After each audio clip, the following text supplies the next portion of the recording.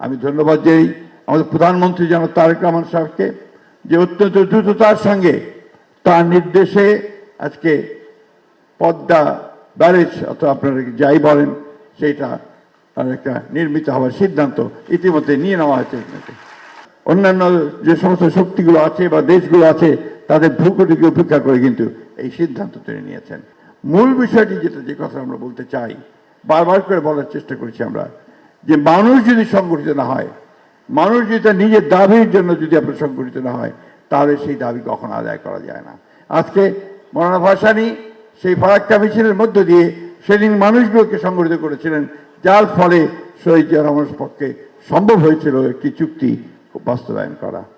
আজকে আবার সেই চুক্তি শেষ হচ্ছে 2026 ডিসেম্বরের মধ্যে এই চুক্তি শেষ হয়ে যাবে।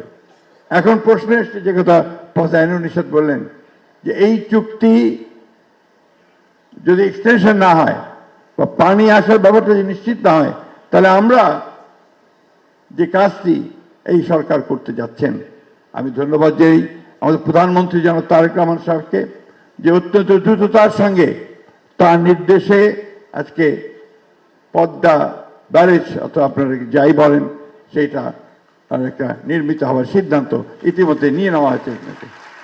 এবং এই সিদ্ধান্তটা আরেকটা ঐতিহাসিক সিদ্ধান্ত, যে সমস্ত ভ্রুকুটিকে উপেক্ষা করে, অর্থাৎ অন্যান্য যে সমস্ত শক্তিগুলো আছে বা দেশগুলো আছে তাদের ভূকুটিকে উপেক্ষা করে কিন্তু এই সিদ্ধান্ত তিনি নিয়েছেন। অর্থাৎ তার দেশপ্রেম এমন এক পর্যায়ে আছে যে সেই সবগুলোকে তিনি কখনো আমলে নিচ্ছেন না, তিনি দেশের জন্যই প্রথমে কাজ করছেন। সুধীবৃন্দ, আমরা একটা কথা খুব পরিষ্কার করে জানাতে চাই, জনাব তারেক রহমানের সরকার জনগণের সরকার। জনাব তারেক রহমানের সরকার জনগণ দ্বারা বৈধ উপায়ে নির্বাচিত হয়ে 2/3 মেজরিটি নিয়ে সরকার গঠন করেছে।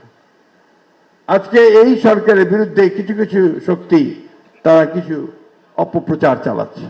শুধু তাই নয়, তার দেশের যে স্থিতিশীলতা আছে সেই স্থিতিশীলতাকে বিনষ্ট করবার একটা পায়তারা চালাচ্ছে।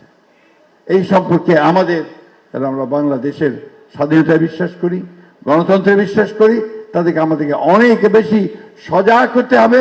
এবং শুধু সজাগ নয়, আমাদেরকে সংগঠিত হতে হবে, যাতে কোনো রকম চক্রান্ত আমাদের জনগণের আশঙ্কা পরিপূর্ণ করবার জন্যে যে সরকার যা গেছে তাকে স্থিতিশীলতা বিনষ্ট করতে না পারে। বন্ধুগণ, আমি এই কথাগুলো এই জন্য বলছি যে গতকাল আমরা দেখলাম যে কয়েকজন নেতা, রাজনীতিরা, তারা বিভিন্নভাবে এই সরকারের বিরুদ্ধে কথা বলছে এবং আবার এই স্থিতিশীলতা বিনষ্ট করবার চেষ্টা করছে। আমরা আজকে এই আলোচনা সভার মধ্য দিয়ে এই স্পষ্ট কথা বলতে চাই সকলকে, যে বাংলাদেশের জনগণ যারা বুকে রক্ত দিয়ে যারা গণতন্ত্রকে অর্জন করেছে, তারা কখনোই কোনোভাবেই কোনো রকম চক্রান্ত বা ষড়যন্ত্রকে এখানে মাথা তুলে দাঁড়াতে দেবে না। একই সঙ্গে আজকে আমরা ভারতের সরকারের কাছে একটা স্পষ্ট বার্তা জানাতে চাই এই আলোচনা সভার মধ্য দিয়ে, যে আলাপ আলোচনার মাধ্যমে অবিলম্বে এই ফারাক্কার যে চুক্তি, সেই চুক্তি বাংলাদেশের জনগণের সঙ্গে আলাপ করে তাদের অভিপ্রায় অনুযায়ী, তাদের চাওয়া অনুযায়ী এটাকে সম্পাদন করতে হবে। এটা হচ্ছে খুব পরিষ্কার কথা আমাদের। অন্যথায় যে কথাটা অনেকেই বলেছেন যে ভারতের সঙ্গে যে সুসম্পর্ক স্থাপিত হওয়া সুযোগ এসেছে, সেটা নির্ভর করবে ভারতের এই গঙ্গা চুক্তি বা আপনার ফারাক্কা চুক্তি সম্পাদনের উপর দিয়ে। একথা আমি বিশ্বাস করি এবং সেই আহ্বান আমরা তাদের কাছে জানাতে চাই। আসুন আজকে এই আলোচনা মধ্যে দিয়ে আমরা আমাদের যে সমস্যা সম্পর্কে জানলাম, সেটা জানা শুধু নয়, সেটা যেন আমরা আমাদের দলে কাছে নিয়ে যেতে পারি, মানুষকে বোঝাতে পারি, সেই কাজটা আমাদের করতে হবে। আর সবচেয়ে বড় কথা যেটা, যে বাংলাদেশের স্বার্থ বিনষ্ট করে আমরা কখনোই কোনো চুক্তি কাউকে করতে দেব না, এ ব্যাপারে আপনারা নিশ্চিন্ত থাকতে পারেন। বাংলাদেশের স্বার্থ সর্বাগ্রে নিশ্চয়ই ইনশাআল্লাহ দেখা হবে এবং জনাব তারেক রহমান সরকার সেটাই করবেন বলে আমরা বিশ্বাস করি। আপনাদের সকলকে আন্তরিক ধন্যবাদ, কৃতজ্ঞতা। কারণ এই সভাটি আজকে অনুষ্ঠিত হচ্ছে শুধু জনাব তারেক রহমান সাহেবের নির্দেশেই, এই কথা আপনাদের মনে রাখতে হবে। আসসালামু আলাইকুম।